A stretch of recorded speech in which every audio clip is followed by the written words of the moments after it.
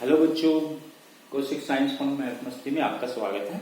मैं नरेश सर आज आपको केमिकल रिएक्शन की टाइप्स में से संयोजन और वियोजन, कॉम्बिनेशन और डिकम्पोजिशन, दो रिएक्शंस के बारे में आपको समझाऊंगा। इनको आपने थोड़ा सा ध्यान से करना, very important reactions. Combination reaction या संयोजन क्रियाएं क्या होती हैं? जैसा कि वर्ड का मीनिंग दिखाई दे रहा है, combination. Combine means to add, जुड़ना। कंबाइन का मतलब होता है जुड़ना, इसी प्रकार संयोजन का मतलब होता है जुड़ना।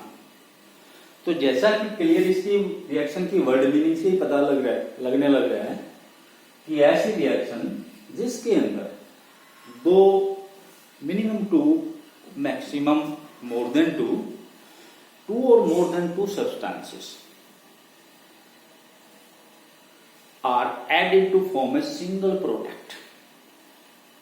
पदार्थ एक ही बनता है। जैसे for example A plus B to form AB।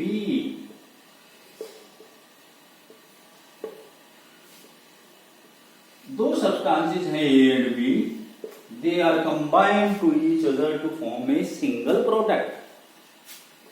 यहां आपको सिंगल प्रोडक्ट दिखाई देगा।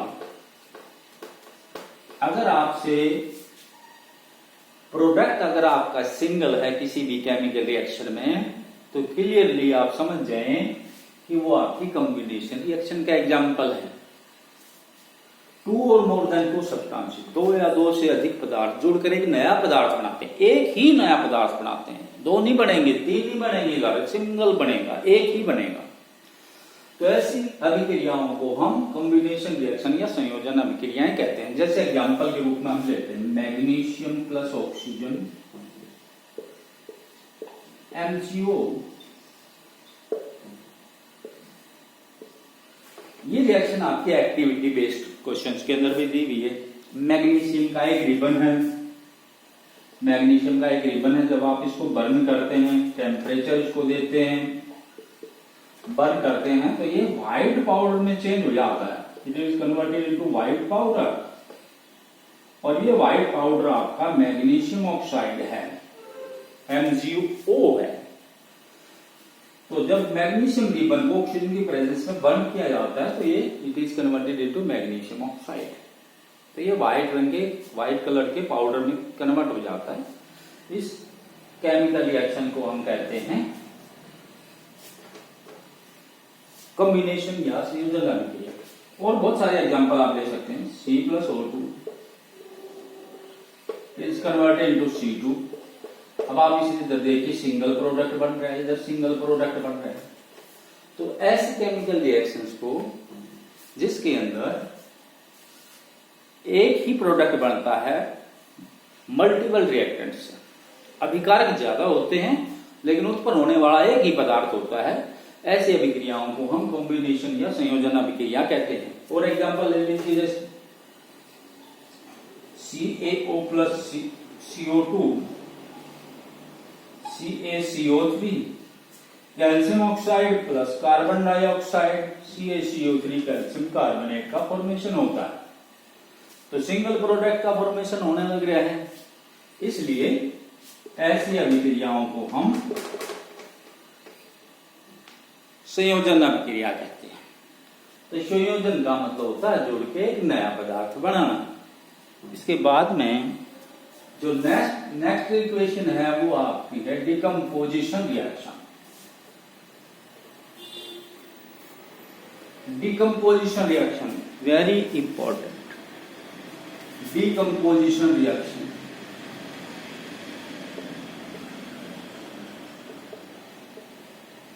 डिकम्पोजिशन रिएक्शन जैसा कि आपका वर्ड दिखाई दे रहे हैं, वर्ड का मीनिंग दिखाई दे रहे हैं। Decompose means break down, decompose means break down, टूटना। वियोजन अभिक्रिया इसको कहेंगे, वियोजन।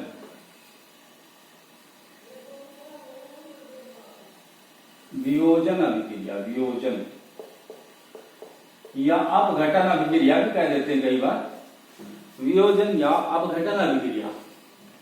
इसके अंदर क्या होता है, ये केमिकल रिएक्शन जो होती है ना आपकी कॉम्बिनेशन रिएक्शन से बिल्कुल अपोजिट होती है। कॉम्बिनेशन रिएक्शन के अंदर ए और बी ऐड होके ए भी बना था, इसके अंदर ए भी सब्सटेंस है, ये ब्रेक डाउन हो जाएगा ए प्लस बी में, डिकम्पोज हो जाएगा, ये टूट जाएगा, ब्रेक डाउन हो जाएगा। तो ऐसी रिएक्शंस जिसके अंदर सिंगल प्रोडक्ट, अब ये प्रोडक्ट सिंगल है, सिंगल रिएक्टेंट है, सॉरी सिंगल रिएक्टेंट है, लेकिन प्रोडक्ट्स मल्टीपल बनने लगे, मल्टीपल प्रोडक्ट्स।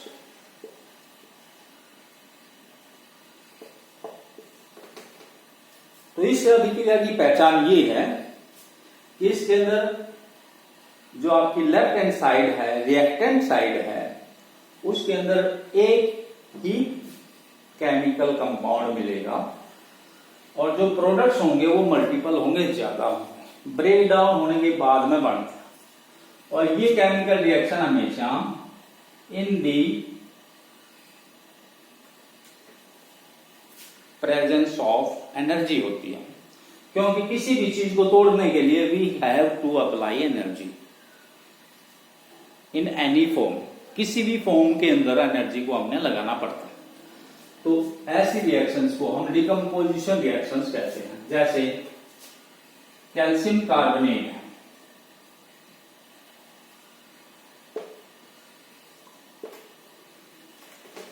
कैल्शियम कार्बोनेट है, calcium oxide plus CO2 gas. अब आप ये कैल्शियम कार्बोनेट को आप देखिए कि कैल्शियम कार्बोनेट CaCO3 है, इससे कैल्शियम ऑक्साइड और कार्बन डाइऑक्साइड दो प्रोडक्ट बने, सिंगल रिएक्टेंट के टूटने से दो प्रोडक्ट बने। तो ऐसी केमिकल रिएक्शंस को हम डिकम्पोजिशन रिएक्शंस कहते हैं। डिकम्पोजिशन रिएक्शंस इन दी, ये आपको ट्रायंगल से दिखाई दे रही है, ये है हीट एनर्जी,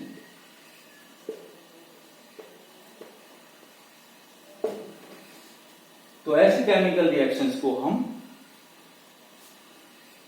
डिकम्पोजिशन रिएक्शंस के नाम से जानते हैं। डिकम्पोजिशन रिएक्शंस एनर्जी के अकॉर्डिंग हम तीन भागों में बांट सकते हैं इसको, और एक अलग टाइप बढ़ जाती है डिकम्पोजिशन रिएक्शन की, जिसको हम कहते हैं एंडोथर्मिक रिएक्शंस।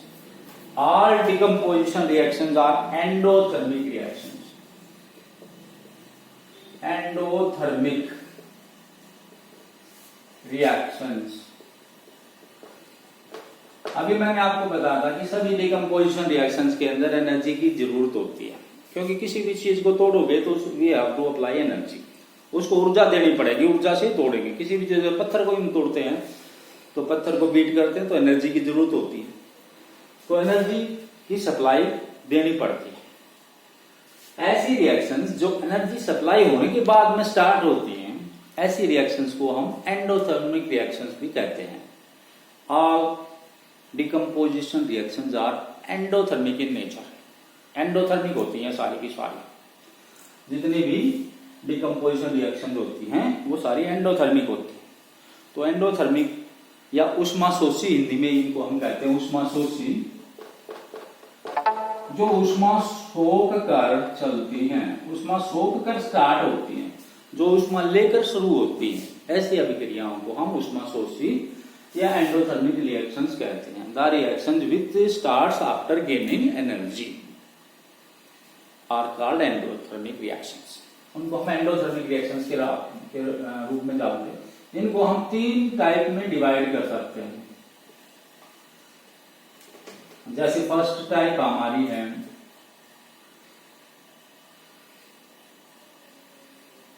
हीट एनर्जी के रूप में, हीट एनर्जी लेके स्टार्ट होती है। जैसे आप एग्जाम्पल आप ले रहे हैं, अभी एग्जाम्पल आपको किया था हमने, CaCO3 और ट्राइंगल बना हुआ है, this means we are supplying heat energy, हम ऊष्मा देने लग रहे हैं। ऊष्मा जब हम इसको देंगे तो ये टूट जाएगा CO प्लस CO2 में।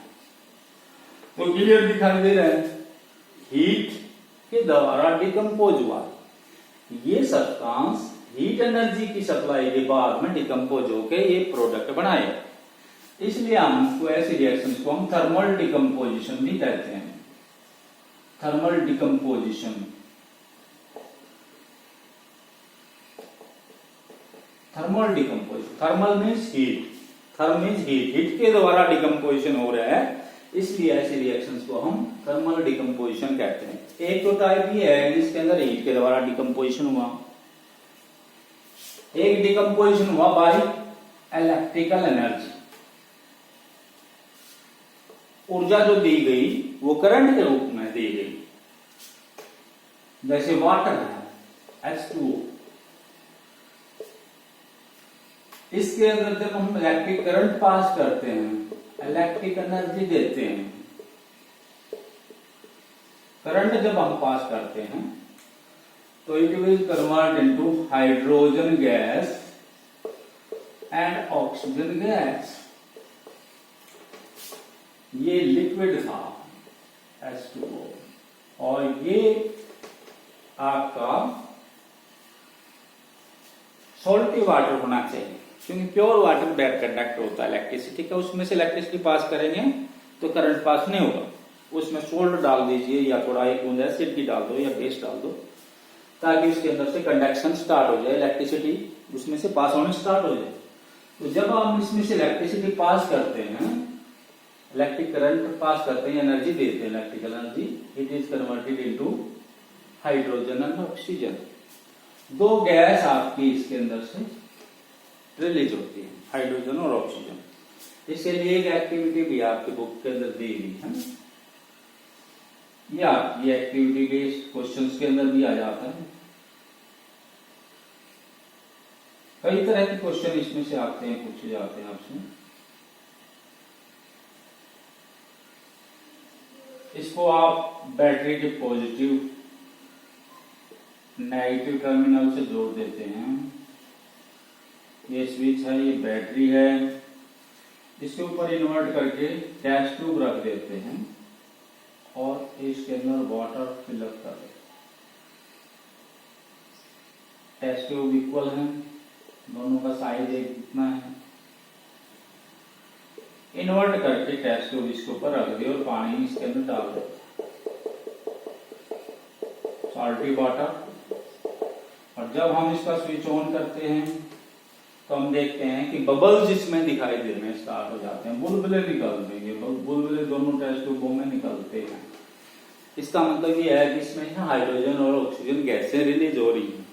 वाटर के डिकम्पोजिशन से हाइड्रोजन और ऑक्सीजन गैसें निकलने लग रही हैं। कई बार आपसे क्वेश्चन पूछा जाता है कि what is the ratio of hydrogen and oxygen, hydrogen और ऑक्सीजन का रेशो क्या है जो निकलेंगे इसमें से। तो इस इक्वेशन को अगर हम बैलेंस करते हैं तो क्लियर दिखाई दे रहा है कि हाइड्रोजन जो है वो 2 भाग है और ऑक्सीजन 1 भाग। तो गैस जो बनेगी वो आपकी 2:1 में बनेंगे, हाइड्रोजन 2 हिस्से, ऑक्सीजन 1 हिस्सा, 1 पार्ट। एक पार्ट के अंदर जो एक टेस्ट ट्यूब है उसके अंदर गैस का वॉल्यूम दूसरी टेस्ट ट्यूब में गैस के वॉल्यूम से ज्यादा होगा। अब हाइड्रोजन का ज्यादा होगा, ऑक्सीजन का कम होगा। कई बार क्वेश्चन ये पूछा जाता है कि किसके ऊपर हाइड्रोजन गैस निकलेगी, कैथोड पर या एनोड पर। जो पॉजिटिव टर्मिनल होता है इसको हम एनोड कहते हैं और सेकंड जो नेगेटिव टर्मिनल होता है इसको हम कैथोड कहते हैं। नेगेटिव टर्मिनल से जुड़ा हुआ कैथोड होता है। तो इसमें ऑक्सीजन होगी या इसमें हाइड्रोजन होगी, किसमें कैसे पता लगाएंगे। अब आप देखिए कि हाइड्रोजन जो होता है ना वो इलेक्ट्रोपॉजिटिव नेचर है, हाइड्रोजन आयन बनाता है प्लस के, लेकिन ऑक्सीजन जो है वो इलेक्ट्रोनेगेटिव नेचर होता है। ऑक्सीजन जो है वो नेगेटिव आयन फॉर्मेट करता है। तो नेगेटिव आयन पॉजिटिव प्लेट की तरफ जाएंगे। तो इसका मतलब ये हुआ कि जो ऑक्सीजन गैस है वो आपकी पॉजिटिव प्लेट की तरफ जाएगी। जो पॉजिटिव प्लेट से जुड़ा हुआ है एनोड है, इसका मतलब ऑक्सीजन आपका इसके अंदर इकट्ठा हो जाएगा एनोड पर। और जो नेगेटिव प्लेट पर पॉजिटिवली चार्ज आयन हाइड्रोजन के होते हैं वो नेगेटिवली चार्ज प्लेट पर जाएंगे। इसका मतलब कैथोड का जो कंसंट्रेशन होगा गैस का वो ज्यादा होगा, ज्यादा बनेगी, ऑलमोस्ट डबल बनेगी दूसरी की बजाय ऑलमोस्ट डबल बनेगी। इसमें ज्यादा गैस है, इसमें हाइड्रोजन ज्यादा है, इससे तो लगभग डबल है। तो इस तरह के क्वेश्चन आपसे जनरली पूछे जाते हैं। तो ये डिकम्पोजिशन रिएक्शन या एंडोथर्मिक रिएक्शन की टाइप भी है, इलेक्ट्रिकल एनर्जी के रूप में सप्लाई हो रही है। और थर्ड टाइप है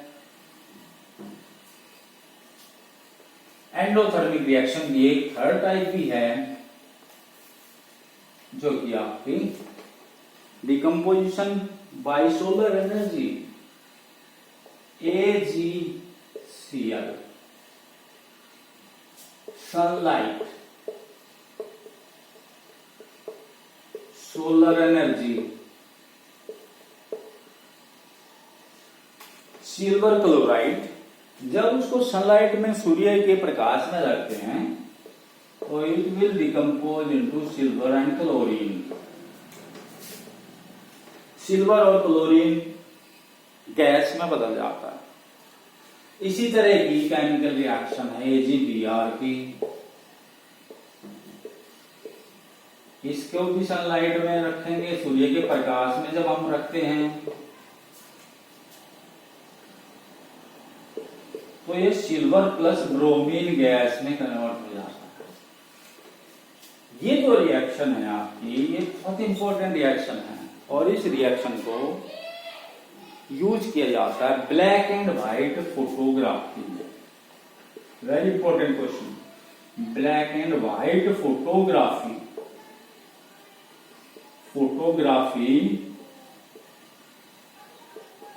ब्लैक एंड व्हाइट फोटोग्राफी में इस केमिकल रिएक्शन को यूज किया जाता है।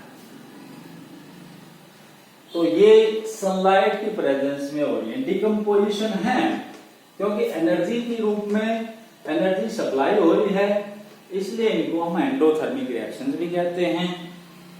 और डिकम्पोजिशन हो रहा है, सिंगल रिएक्टेंट मल्टीपल प्रोडक्ट में कन्वर्ट हो रहा है, इसलिए डिकम्पोजिशन रिएक्शंस का भी एग्जांपल है और एंडोथर्मिक का भी एग्जांपल है।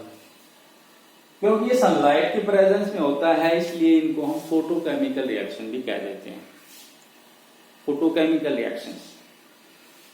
तो आज हमने इस वीडियो में 3 टाइप की रिएक्शंस को डिस्कस किया। Combination reaction, decomposition reaction, decomposition by heat, decomposition by electrical energy, decomposition bye solar energy और एंडोथर्मिक रिएक्शन। ऊष्मा शोषी अभिक्रियाएं, ऊष्मा से उत्पन्न होने वाली अपघटन अभिक्रियाएं, वियोजन अभिक्रियाएं जिनको हम कहते हैं डिकम्पोजिशन, विद्युत द्वारा अपघटन और सूर्य की ऊर्जा द्वारा अपघटन। और ऊष्मा शोषी अभिक्रियाएं क्या होती हैं? जो ऊष्मा लेकर शुरू होती हैं, ऊष्मा लेकर शुरू होंगी और डिकम्पोजिशन हो रहा है तो इसलिए इसको हम अपघटन अभिक्रियाओं के रूप में भी इकट्ठा करते हैं।